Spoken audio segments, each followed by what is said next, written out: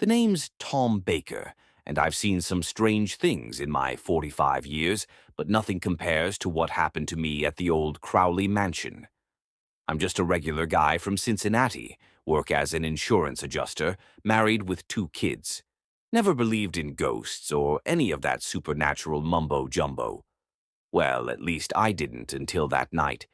It all started when my company sent me to assess the Crowley Mansion for a potential buyer. The place had been abandoned for decades, ever since the Crowley family tragedy back in the 60s. I'd heard stories about the place growing up, whispers about old man Crowley going crazy and offing his whole family before taking his own life. But hey, that's just small-town gossip, right? I arrived at the mansion just as the sun was setting. The place was massive, 3 stories of Victorian grandeur gone to seed. Ivy crawled up the walls and the windows stared out like dead eyes. I'll admit, I felt a chill as I walked up to the front door, but I chalked it up to the autumn wind. The realtor was supposed to meet me there, but no one was around. The door was unlocked, so I figured they must be inside. I stepped into the foyer and, man, it was like stepping back in time. Dust-covered furniture, old paintings on the walls, even a grandfather clock that somehow still ticked away in the corner. "Hello?" I called out. No answer. Just the echo of my voice bouncing off the walls. I decided to start my assessment while I waited. The first floor was impressive, a grand living room, a library with floor-to-ceiling bookshelves, a dining room with a table long enough to seat 20. But as I walked from room to room, I couldn't shake the feeling that something was off, like the air was too thick or the shadows were a little too dark. I headed up to the second floor. That's when things started getting weird. I could have sworn I heard footsteps behind me, but every time I turned around, there was nothing there. And the temperature kept dropping. I could see my breath in some of the rooms. It was in the master bedroom that I first saw him. I was examining an old wardrobe when I caught a reflection in the mirror. A man, dressed in clothes from another era, standing right behind me. His face was twisted in a look of pure hatred. I spun around, my heart pounding, but the room was empty.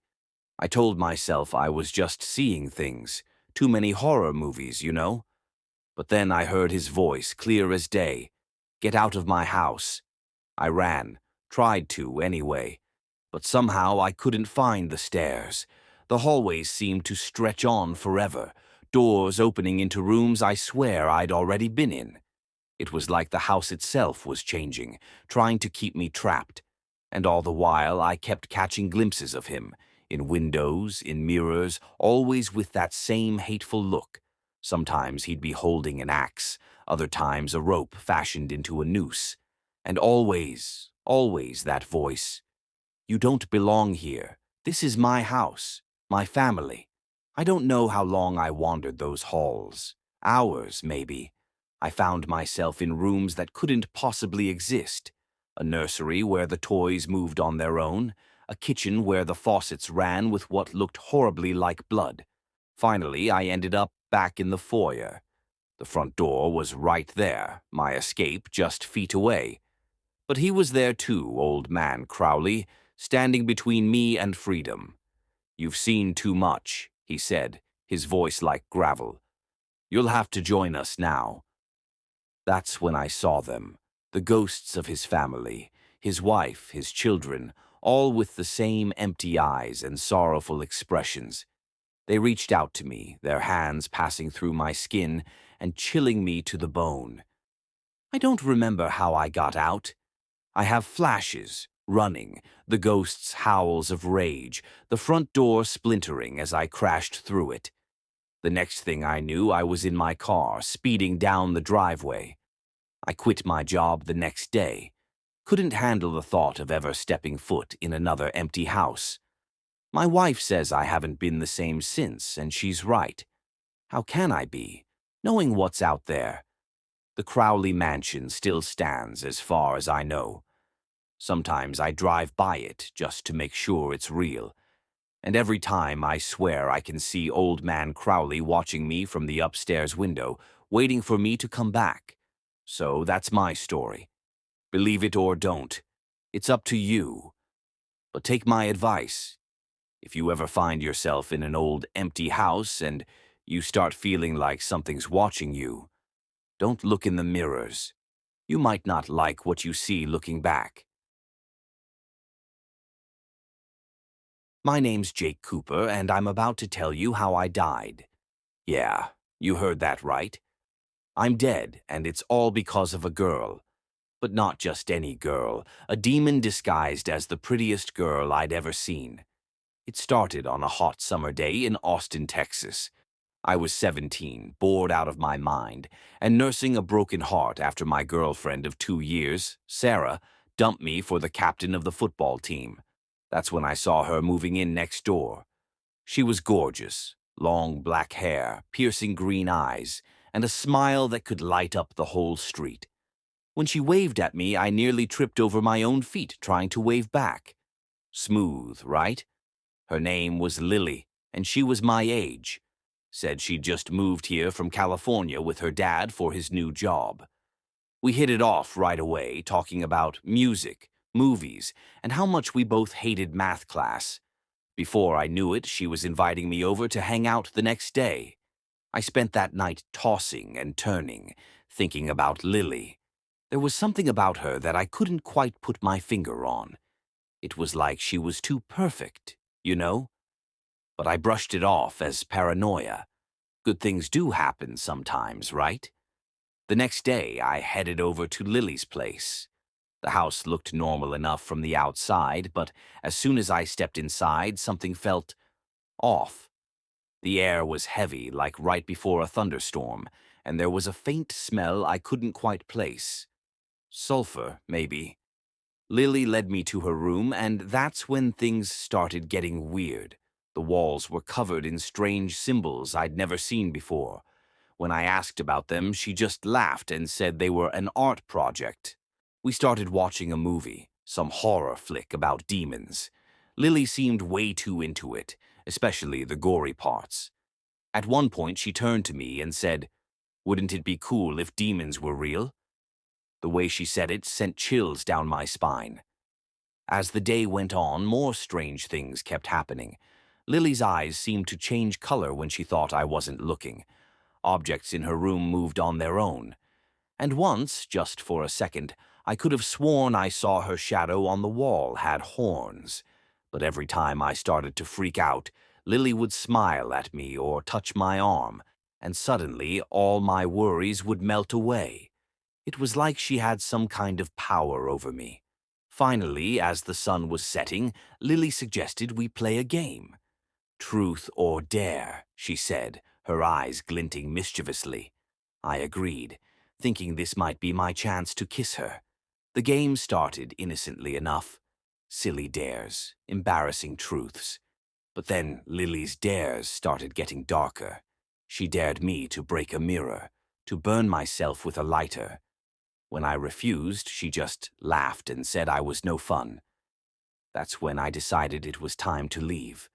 But as I stood up, Lily's whole demeanor changed. The temperature in the room dropped about 20 degrees, and the lights started flickering. "You're not going anywhere, Jake," Lily said, but it wasn't her voice anymore.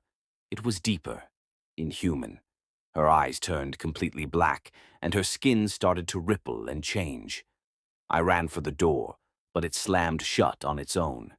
I spun around to face Lily, or whatever she was now. Her body was transforming, growing taller, her fingers elongating into claws. Horns sprouted from her head, and her mouth stretched into a grin full of razor-sharp teeth.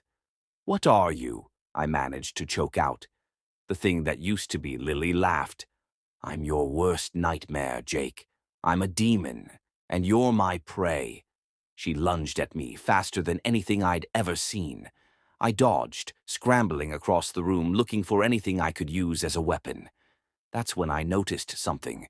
The symbols on the walls were glowing. In a desperate move, I grabbed a pen from Lily's desk and started drawing one of the symbols on my arm. I didn't know what it meant, but I hoped it might protect me somehow. Lily, the demon, screamed in rage. You think that will save you. You don't even know what you're doing. But something was happening. The symbol on my arm started burning, and a strange energy filled me. For a moment, I thought I might have a chance. That's when the real twist came. The door burst open, and in ran Sarah, my ex-girlfriend. She took one look at the scene, me with a glowing symbol on my arm, facing off against a demon, and pulled out what looked like a badge. "Step away from him, Lilith," Sarah said, her voice full of authority. "You're violating at least 3 Netherworld treaties here." Turns out Sarah was part of some secret organization that policed supernatural beings. She dumped me to protect me from her dangerous life. And now here she was, saving me from a demon. But I'd let my guard down for just a second, and that was all Lilith needed. She grabbed me, her claws digging into my flesh. "If I'm going down, I'm taking him with me," she snarled. The last thing I saw was Sarah running towards us, shouting something I couldn't understand. Then there was a flash of light, searing pain, and nothing. So yeah, that's how I died. Killed by a demon who was pretending to be a cute girl next door. Typical teenage stuff, right? But here's the real kicker. Dying? That was just the beginning of my story. Turns out when you die by demon, you don't exactly move on to the great beyond. No, you become a recruit in the very organization Sarah was part of. Sophie was only 6 years old, and her best friend was a teddy bear named Buffy. She carried him everywhere with her and never went to bed without him. One night, Sophie woke up to a strange sensation. Moonlight was pouring in through the window, creating bizarre shadows in the room. She reached for Buffy, but he wasn't there. Sophie sat up in bed, looking around. Her eyes rested on the floor where she saw something strange. Buffy's shadow, but it was much bigger than it should have been and moving on its own. The girl held her breath as the shadow slowly rose and turned toward her. It looked like Buffy, but distorted and scary, with sharp claws and glittering eyes. "Buffy?" Sophie whispered in a trembling voice. The shadow didn't answer. Instead, it suddenly lunged forward. Sophie screamed, but the sound caught in her throat as dark paws wrapped around her neck. The girl felt the air leaving her lungs. She tried to call for help, but could only make a faint wheeze. Her small hands tried to push the shadow away, but her fingers passed through it like smoke. Sophie's eyes filled with tears. She didn't understand what was happening. Why was her beloved Buffy hurting her? The shadows in the room seemed to be laughing at her, dancing on the walls. The world around her began to darken. Suddenly, the door to the room burst open. Sophie's parents burst in, awakened by her initial scream. "Sophie!" her mother shouted, turning on the light. In that instant, the shadow disappeared. Sophie fell onto the bed, gasping for air. Her parents rushed to her side, hugging and comforting her. "What happened, sweetheart?" Dad asked, examining her neck, which had dark marks on it. Sophie, still shaking, pointed to the floor where Buffy was lying. He looked as he always did, a soft and innocent teddy bear. But now Sophie knew the truth. She saw a different face of her friend, and she never slept in the dark again, afraid of the shadows that came to life at night. Sophie's parents never understood what happened that night. They wrote it off as a nightmare. But Sophie knew that sometimes the scariest monsters hide in the most innocent places, waiting for their chance to step out of the shadows.